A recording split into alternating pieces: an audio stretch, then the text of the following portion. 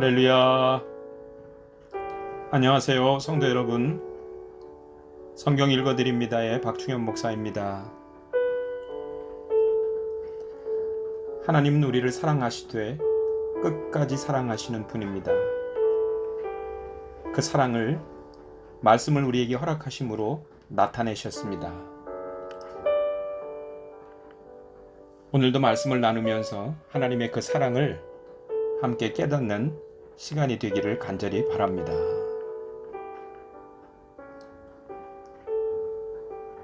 오늘 나눌 말씀은 고린도전서 11장입니다.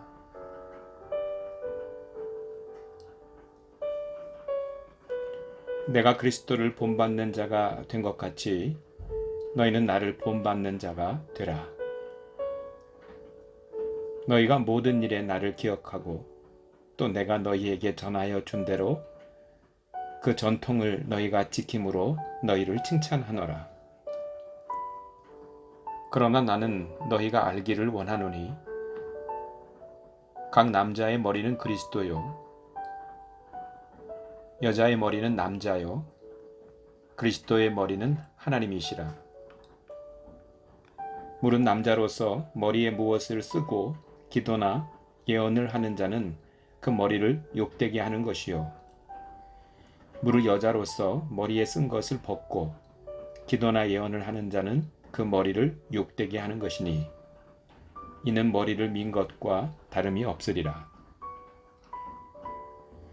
만일 여자가 머리를 가리지 않거든 깎을 것이요 만일 깎거나 미는 것이 여자에게 부끄러움이 되거든 가릴지니라.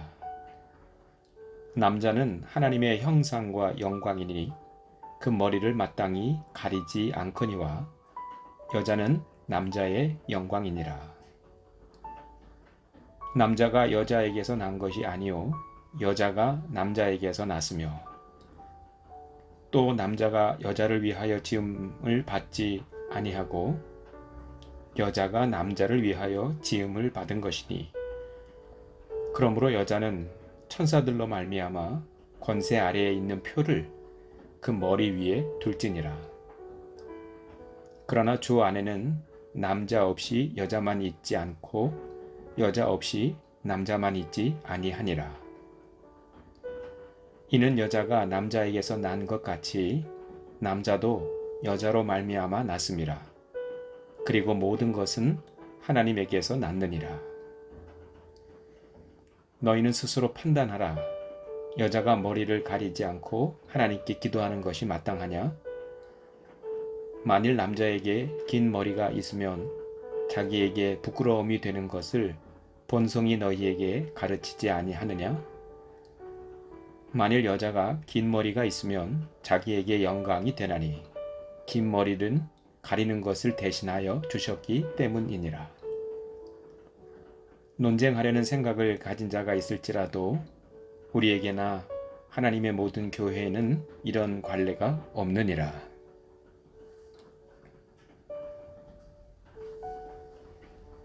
내가 명하는 이 일에 너희를 칭찬하지 아니하나니 이는 너희의 모임이 유익이 못되고 도리어 해로움이라.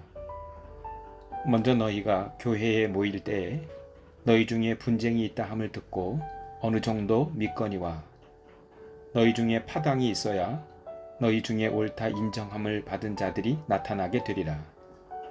그런즉 너희가 함께 모여서 주의 만찬을 먹을 수 없으니 이는 먹을 때에 각각 자기의 만찬을 먼저 갖다 먹으므로 어떤 사람은 시장하고 어떤 사람은 취함이라.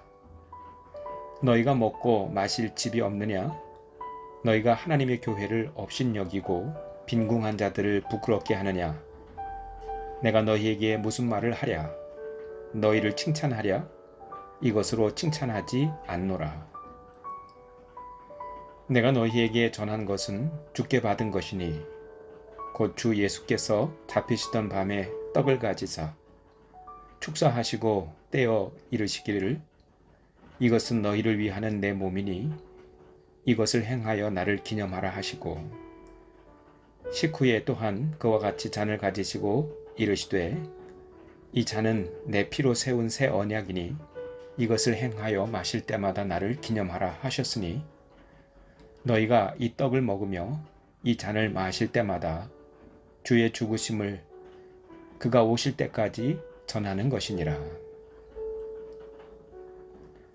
그러므로 누구든지 주의 떡이나 잔을 합당하지 않게 먹고 마시는 자는 주의 몸과 피에 대하여 죄를 짓는 것이니라.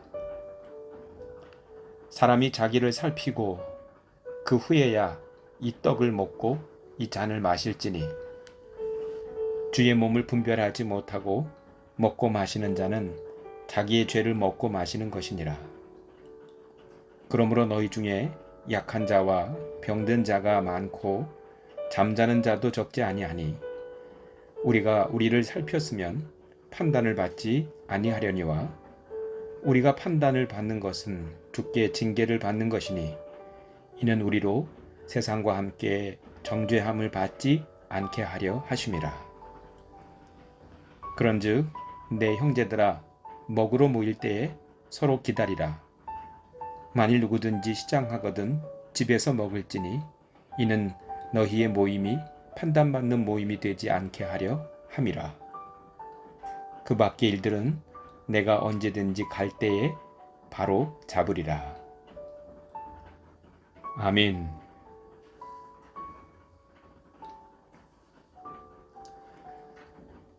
바울은 오늘 한 가지 문제를 더 지적합니다. 그것은 성만찬의 문제였습니다.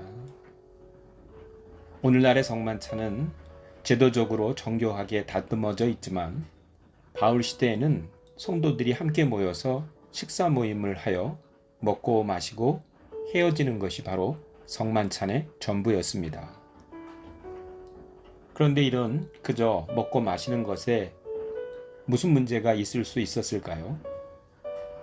그것은 21절에 있는 바와 같이 이는 먹을 때에 각각 자기의 만찬을 먼저 갖다 먹으므로 어떤 사람은 시장하고 어떤 사람은 취함이라. 사람들이 먼저 모이는 사람도 있고 나중에 오는 사람도 있는데 먼저 온 사람들이 나중에 오는 사람들을 생각하고 배려하지 않고 음식을 다 갖다 먹어버렸습니다. 포도주도 먼저 다 마셔버렸습니다. 여기서 나중에 오는 사람들은 가난한 사람들입니다. 노동자들이거나 종들입니다. 그들이 와서 보니 부자들이 다 먹고 다 마셔버렸습니다. 그래서 그들은 속으로 화가 났습니다. 이것은 단순히 먹고 마시는 문제가 아니라 교회 안에 부자들과 가난한 사람들의 분열의 문제였고 교회 안에 가진 자들과 가지지 못한 자들을 극명하고 확실하게 선이 그어지는 문제였던 것입니다. 그래서 바울은 이 문제를 심각하게 보았던 것이죠. 바울은 이 문제를 다음과 같이 치리하는데 23절과 25절 사이에 있는 말씀처럼 주님의 몸이 곧 떡이요 주님의 피가 곧 잔입니다. 예수님께서 성만찬을 제정하실 때 이것을 먹을 때마다 나를 기억하고 나를 기념하라 하셨습니다. 그렇다면 예수님의 몸인 떡을 몇몇 사람이 독점해서 되겠습니까?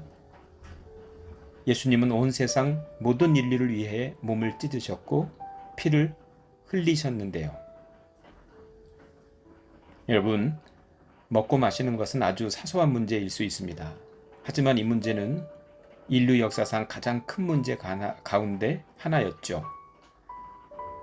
최초의 범죄, 아담과 하와가 바로 이 선악과를 먹는 문제로 결국 먹는 문제로 그들이 죄를 짓지 아니했습니까?